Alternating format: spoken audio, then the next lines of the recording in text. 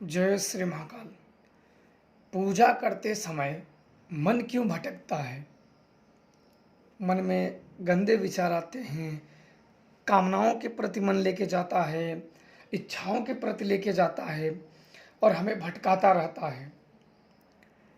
जब पूजा करने के लिए, साधना करने के लिए जाते हैं तो सर्वप्रथम बिना मन को साधे, तन को साधे ही साधना में कामनाओं द्वारा ही बैठ जाते हैं और उस इच्छा की पूर्ति के लिए लग जाते हैं। और इसीलिए होता है कि उन देवी देवताओं से जुड़ नहीं पाते हैं और पूजा करते समय, साधना करते समय, ये आध्यात्मिक चीज़ें करते समय जब नज़र बंद किया जाए, मन को शांत करने का प्रयास किया जाए और उस इष्ट शक्ति में, उस देवत्व शक्ति में ध्यान लगाने की कोशिश की जाए तो मन भटकने लगता है। कुछ ही क्षण में एक युद्ध चलने लगता है। मन जपते जपते कहीं और भाग जाता है, फिर उसे लाना पड़ता है, फिर भाग जाता है।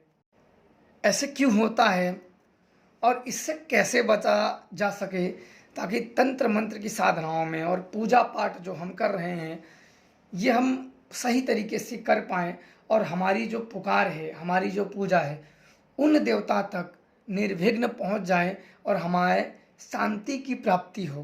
तो इसी बारे में आज बात करेंगे, क्योंकि इसी बारे में प्रश्न कई लोग पूछे हैं कि हम जब साधनाएं करते हैं तो हमारा मन भागने लगता है, कभी अश्लील विचार आने लगते हैं, कभी इच्छाएं आने लगती हैं, कभी मन कहीं और भाग जाता है, कहीं और भाग जाता है। कुछ ही समय में ध्यान कहीं और, उसको एक युद्ध चलने लगता है। हम पकड़ के लाते हैं, फिर भाग जाता है, फिर पकड़ के लाते हैं, फिर भाग जाता है। तो अधिकतर मैं अपनी चीज़ पहले बता दूं कि जब शुरू में मैं साधना करने के लिए बैठा तो आप बैठ जाओ तो 5 मिनट में ही कहीं घूमने गए हो, कहीं झरने के पास गए हो, कहीं जंगलों में गए हो, तो जब आप जपने लगो तो 5-10 मिनट, किसी किसी का आधा घंटा में मन फिर उन चीज़ों को दिखाने लगता है। हम वहाँ गए थे झरना में और वहाँ नहाए थे, वो जंगल। अब कब कब अपना उस मंत्र जप से, उस देवी के ध्यान पे, उस देवता के ध्यान से कब मन भटक जाता है पता ही नहीं चलता है। और फिर जब हमारा दिमाग, हमारा जो ध्यान है याद दिलाता है, करिए हम तो ये मंत्र जप करें, फिर अचानक में उस पर आके उन पर जबरदस्ती ध्यान लगाते हैं, फिर कुछ समय के बाद फिर भटक जाता है। यही एक युद्ध चलता है और सही से लगने नहीं देता है।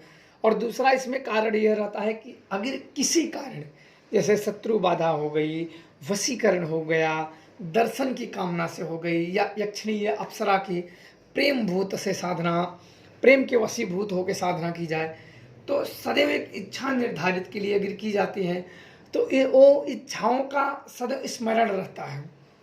जब हम जप काल में उन इच्छाओं को स्मरण करके करते रहते तो हमारा जो ध्यान है वो हमारी इच्छाओं की ओर अग्रसर रहता है, हमें खींच खींच के इच्छाओं की तरफ लेके जाता है। और यदि हमारा क्या है, साधना काल में जिस देवताओं की साधना की जाती है उससे ध्यान नहीं भटकना चाहिए। असफलता का सबसे बड़ा कारण यह होता है कि उस व्यक्ति का उन शक्ति पे ध्यान का ना लगना। अगर ध्यान लग गया तो कोई भी व्यक्ति आपको असफल नहीं कर सकता है, क्योंकि जब हम जिसमें मन लगा के और उनमें ध्यान चित्त लगा के उनका जप करने लगते हैं तो एक ऊर्जा का, उस शक्ति का निर्माण होने लगता है।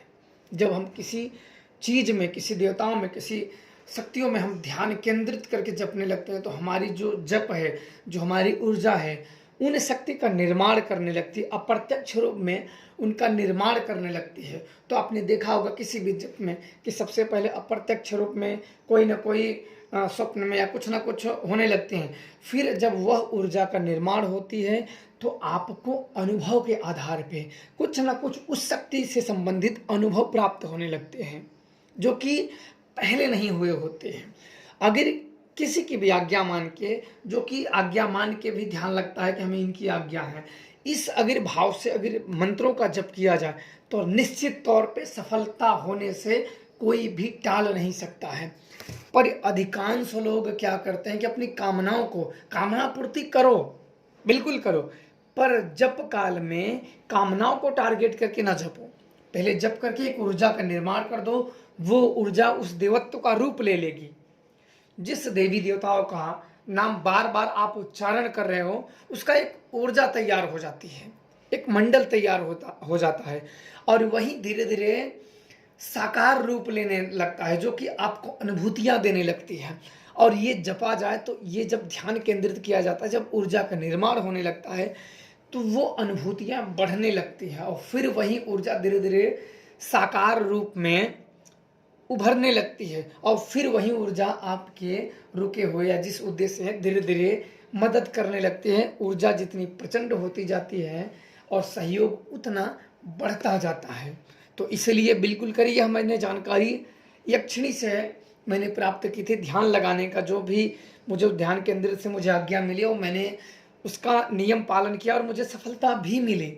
अधिकतर यही सबसे ध्यान भटकता है। फिर मैंने इसको देखा कि भाई ये चीज़ सही है कि नहीं है, पहले खुद तो किया जाए, तो इसको उसी तरीके से किया गया। ऐसे माहौल का मैंने उसमें एकांतवास से जपा जाए तो हम किसी से मिलते नहीं, किसी से बोलते नहीं, तो हमारा मन शांत रहता है। अपने एकांतवास हो, व्रत रहो और मौन रहो, ये अगर 3 चीज हो, अगर कोई आदत हो, जब हम बोल देते हैं या रुकते नहीं या कोई ना कोई बात हो ही जाती है, तो हम मौन व्रत धारण कर लेते हैं, ताकि हम बोले ही नहीं।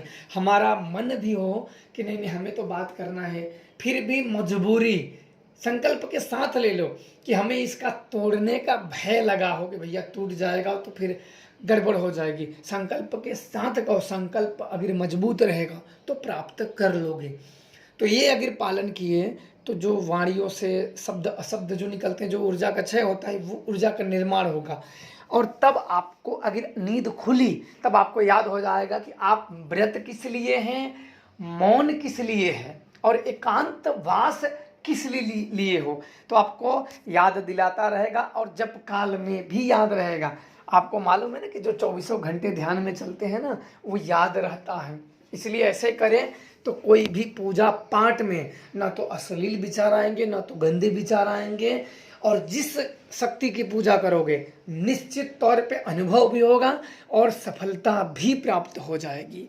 करके आप लोग देख सकते हैं और खुश रहें, प्रसन्न रहें। जय श्री महाकाल।